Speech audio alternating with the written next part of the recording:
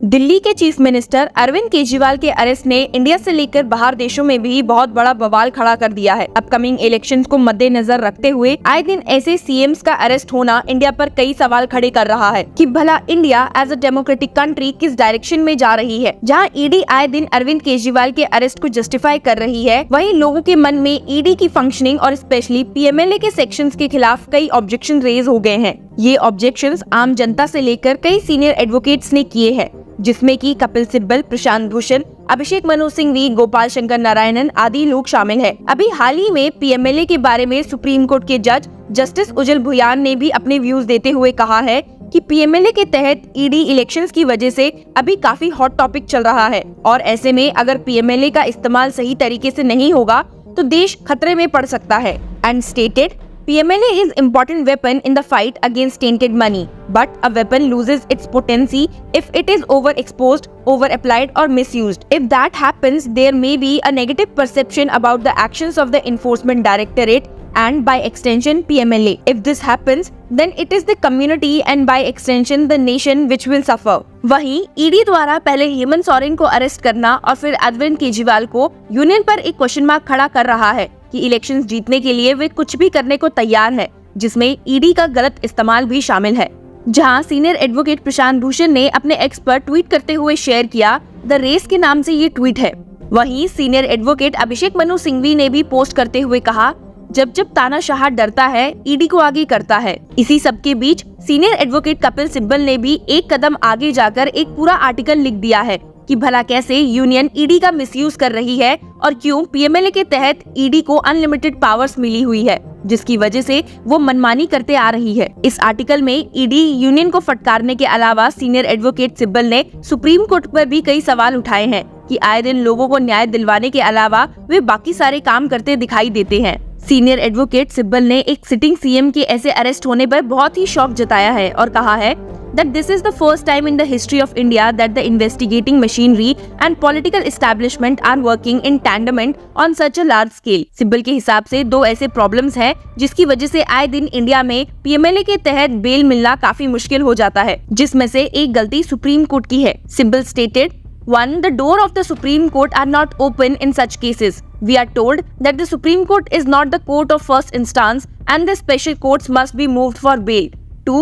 Early relief for the accused is near impossible. The journey from the special court to the Supreme Court takes a couple of months. Hemant Soren का example देते हुए सिब्बल ने कहा कि जहां सोरेन 31 जनवरी को अरेस्ट हुए हैं, जुडिशियल प्रोसेस के इतने स्लो होने की वजह से वे अभी तक जेल में हैं। And stated, Hemant Soren was arrested on 31st January and he is still languishing in judicial custody. So the process itself becomes the punishment and the relief consequently, if it is granted, is of no value. Kejriwal के arrest timing पर भी कई लोगों को शक है, जिसमें कि सीनियर एडवोकेट कपिल सिब्बल भी शामिल है और इस पर डाउट रेस करते हुए उन्होंने अपने आर्टिकल में पॉइंट आउट करते हुए कहा है, It is noteworthy that all the evidence the ED talks about against Arvind Kejriwal was available with it since August 2023. There has been no statement by any of the accused turned approvers after August 2023. Then, why was it necessary to arrest Kejriwal in March 2024? He could well have been arrested in August 2023 itself.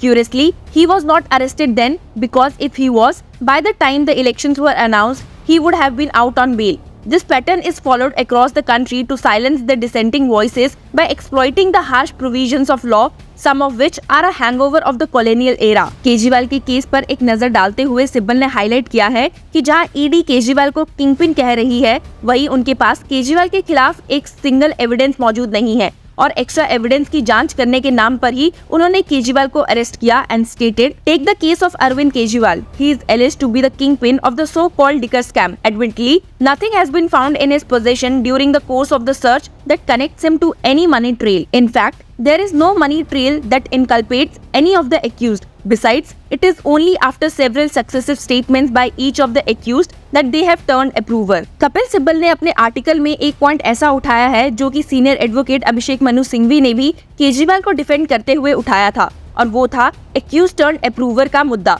Senior advocate Singhvi ने भी accused turned approver सारथ रेड्डी के बयानों पर एक question mark race किया था कि भला ऐसे लोगों के स्टेटमेंट को कैसे एज बेसिस यूज किया जा सकता है किसी को अरेस्ट करने के लिए, और वो भी दिल्ली चीफ मिनिस्टर को अरेस्ट करने के लिए स्पेशली। सिंघवी ने अप्रूवर को अनवर्दी फ्रेंड डिक्लेयर किया था और इस बात पर भी और जोर दिया था कि सुप्रीम कोर्ट ने अपने कई जजमेंट से ये कहा है कि सिर्फ अप्रूवर के स्टेटमेंट पर किसी को अरेस्ट नहीं किया जा सकता है। और यही पॉइंट सिब्बल ने भी हाईलाइट किया और कहा, the Supreme Court has in a long list of judgements held that the statement of an approver being exceptionally flimsy evidence cannot be used as the basis of any conviction unless independent evidence corroborating the statement of the approver comes to light.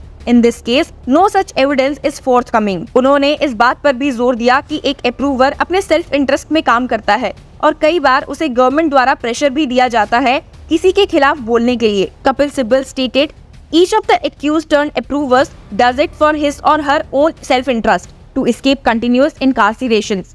Some of these accused who run companies find themselves in a situation where they are not likely to get bail till they turn approver, and the allurement of becoming approver and thereafter not being prosecuted is enough for them to implicate others. PMLA के sections के तहत bell मिलना काफी मुश्किल है, ये हम सब जानते हैं और इसी का फायदा यूनियन उठाती है, ऐसा सिब्बल का कहना है। पर उनका मेन सवाल ये है कि भला सुप्रीम कोर्ट इस मामले में कोई एक्शन क्यों नहीं ले रही और उल्टा ऐसे लॉस को अपहेल्ड कर रही है। इस बारे में बताते हुए सिब्बल ने स्टेट किया, इन अ PMLA proceedings, bail can only be granted if the court comes to the conclusion that the accused is not guilty of the offence. I just wonder how such a conclusion can ever be arrived at by the court in the absence of the trial. Such ex facie unconstitutional provisions of law have been upheld by the Supreme Court. If in any given case there is no evidence and the accused moves the special court, it is unlikely that he will be granted bail, applying the twin test set out in the PMLA. सिर्फ यही नहीं, सिब्बल ने भी कहा है कि हमारे देश के चीफ जस्टिस ऑफ इंडिया भी इस बात से परेशान है कि ट्रायल कोर्ट जिनके पास बेल देने की पावर है बहुत कम ही बार बेल देती है, जिसकी वजह से मुश्किलें और पैदा हो जाती है। And stated, no less than the present Chief Justice of India has lamented upon the fact that the trial court, in exercising jurisdiction in the context of bail, seldom grants it. We see similar patterns of denial of bail emerging in various high courts. Union को target करते हुए सिब्बल ने कहा कि ये बहुत clear हो गया है कि उनकी स्ट्रैटेजी क्या है, and stated, the strategy of the present government seems to be clear. One, through the electoral bond scheme to create a non-level playing field by amassing wealth, being the party in power at the center. Two, just before elections are announced, start arresting leaders of the political parties who are perceived to be a challenge to the BJP. देश खतरे में है बताते हुए सिब्बल ने taunt मारते हुए कहा, Our republic has been hijacked by the processes that are repressive and unconstitutional. Our institutions have been stymied. Our enforcement agencies are enslaved. Our opposition is sought to be silenced, and the Supreme Court keeps its doors shut. Yet we are the mother of democracy. अब बस देखना है कि आने वाले दिनों में क्या कोई बदलाव देखने को मिल सकता है या नहीं। इस बारे में आपकी क्या राय है? Do let us know in the comment section. And till then keep following law chakra.